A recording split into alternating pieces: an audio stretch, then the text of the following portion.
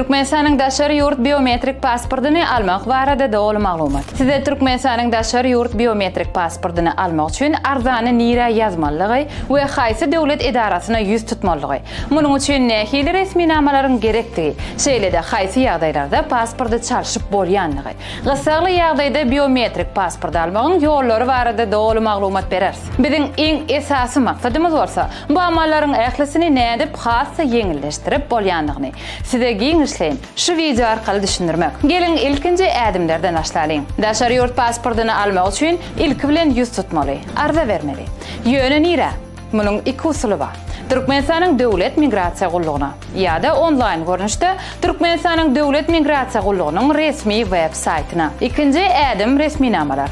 Daşarı yurt biometrik pasportunu almak için qaysı resminamalar gerek? Resminamaların sana ulen Türkmenistan'ın devlet migrasiya qulluğunun resmi web saytından ya da bizim Türkmen portal web saytımızdan doğru tanışıp bilersiniz. Daşarı yurt pasportu qısaqlı yağdayda hem resmileştirilýär. Olar şu şertlerdir. Türkmenistan'ın çeğinden çıkan rayetin daşarı yurtta yaşayan yakın qarnaşının ağır keselen ya da aradan çıkan yağdayı bilen bağlanışıklı ya olmasa başka qısaqlı yağdaylarda pasport almak için yüz tutmalarına 3 iş gününden köp olmadık vaqtın davamına seyredilýär. Daşarı yurt pasportu 5 yıla çenli möhlet bilen resmileştirilýär. Size onu nehili yağdaylarda çalışıp bolýar diyen sowal döredimi? Ine size bu sebepler. Möhleti tamamlanan yağdayına, şahsi maglumatların üýtgedilen yağdayına, ýazgylarda ne taqiqlygyň ýüze çykarlan halatyna, yaramsız bolan mahalna, vizalar we bellikler üçin sahypalaryň tamamlanan ýagdaýynda, saglyk ýagdaýy ýa-da başga türlü şertler bilen baglylykda şahsyň barmak iziniň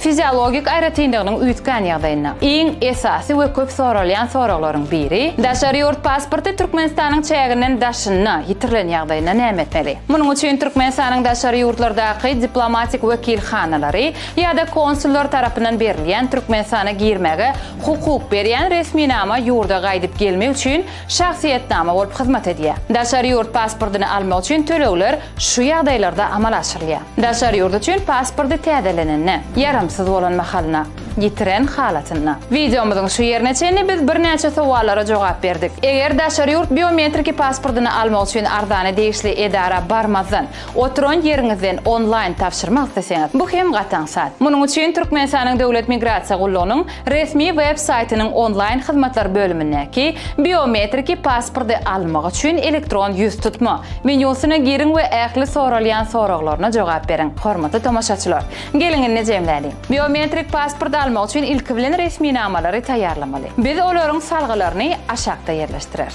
Resminamalary Türkmenistanyň döwlet migrasiya gullugyna ýa-da online nowata durup şol gün tapşyrmaga barmaly. Ýa-da bu resminamalary online uğratmaly. Gatan saat çeýledämi? Çeýle hem siz Türkmenistanyň döwlet migrasiya gullugynyň resmi web saytynyň maglumatlaryny dogry öwrenmäge maslahat berýäs. Siziň ähli soraklaryňyza jogaplar köp soralýan soraklar bölümçesine ýazylýandygyny hem ýatladýas. Esasanem online hyzmatlar bölümçesini ulanmagy maslahat berýäs.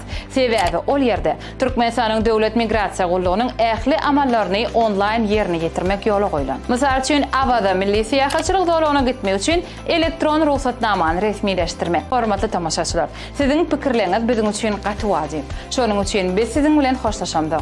Sebäbi biz mudamy online. Onda näme bizden daşlaşmaň, biz bilen galyň. Ýatdan çykarmaň. Türkmen portal siziň iň ygtybarly maglumat çeşmeňizdir.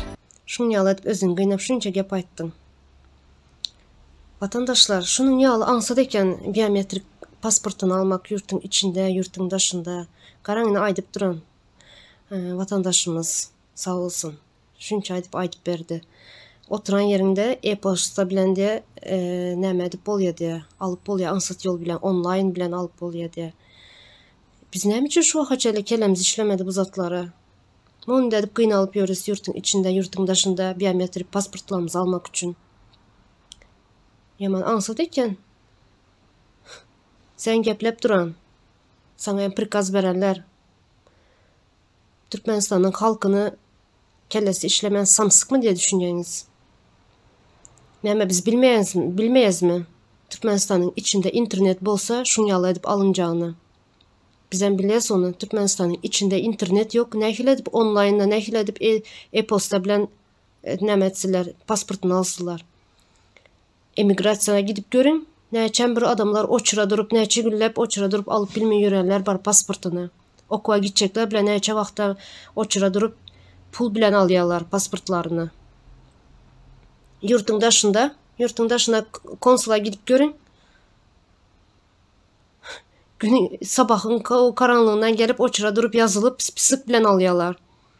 Neçeli pul verip. Näme adamlar samsyk mı diye düşünýäňiz? Göz boyakçılar. Bu oyunlarınıza biz gelmeyesindi.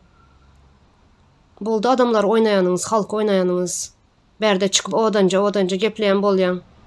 Bizlerin hem kellemiz işleye uzatlar. Bize samsyklar Türkmen halkı, Türkmenistan'ın halkı. İnternet bolsa bizem almayı bilyes. Oturan yerimizde. Malades sizler, kelleniz zor işledi. Bizler hiç halkın kellesi işlemeye bu zatlara. Gülelim senin aydanına. Sağ ol bu zatlar bilgilendirenin için ekrana çıkıp.